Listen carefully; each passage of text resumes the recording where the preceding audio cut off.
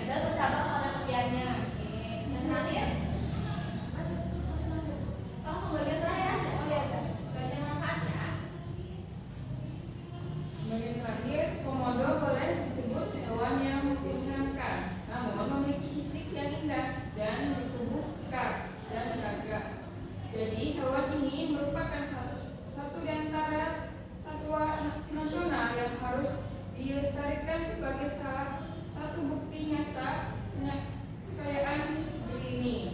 Oke, baik. Terima kasih. Sampai pada saat kemarin.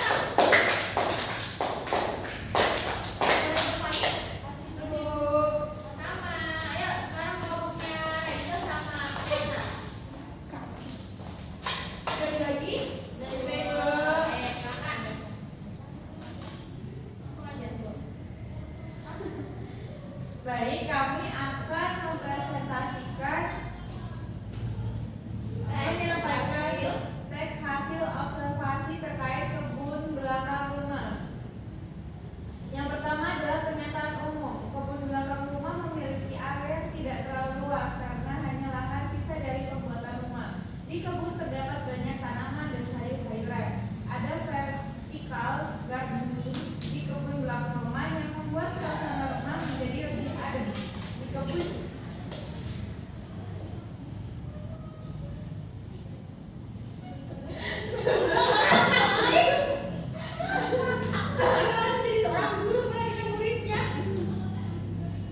Di kebun juga terdapat beberapa jenis sayuran yang bisa dikonsumsi oleh keluarga sendiri. Deskripsi bagiannya, kebun belakang rumah dibuat karena ada lahan sisa. Kami memberi ide untuk dibuatkan taman bermain agar bisa untuk kumpul bersama keluarga di sore hari. Di kebun belakang rumah terdapat berbagai jenis tanaman. Tanaman hias seperti kaktus, sirih gading, gelombang cinta bisa ditemui.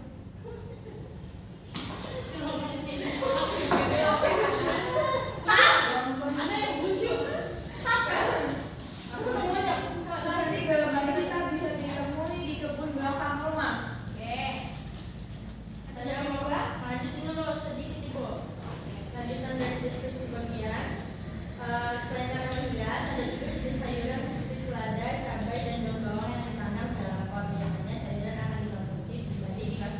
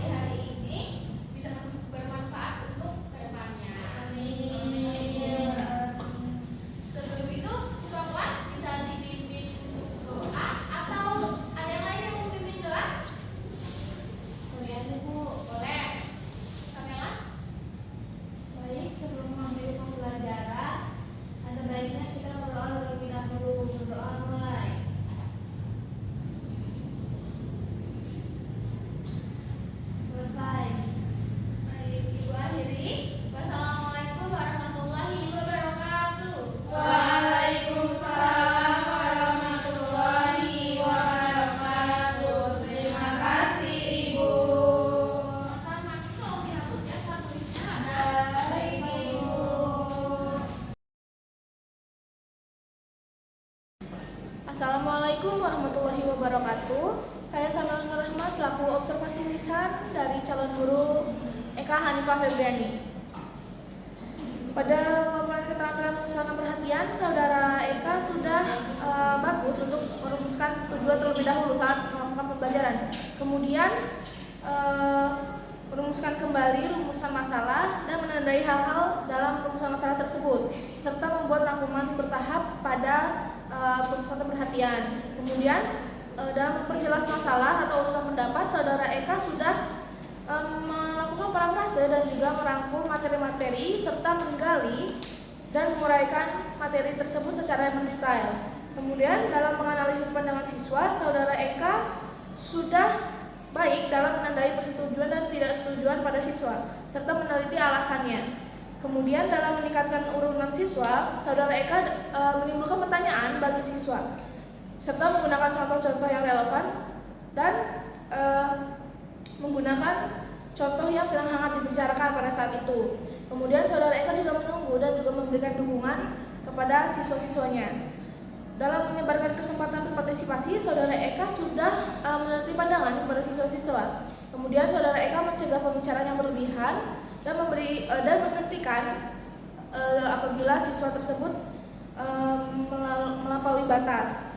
Kemudian untuk menutup diskusi, saudara Eka itu sudah sangat baik, yaitu saudara Eka sudah meneliti pandangan siswa dan memberikan gambaran bagi materi yang akan datang. Kemudian saudara Eka juga sudah menilai kemampuan siswa saat pembelajaran berlangsung. Mungkin itu saja yang dapat saya sampaikan. Saya akhiri. Wassalamualaikum warahmatullahi wabarakatuh.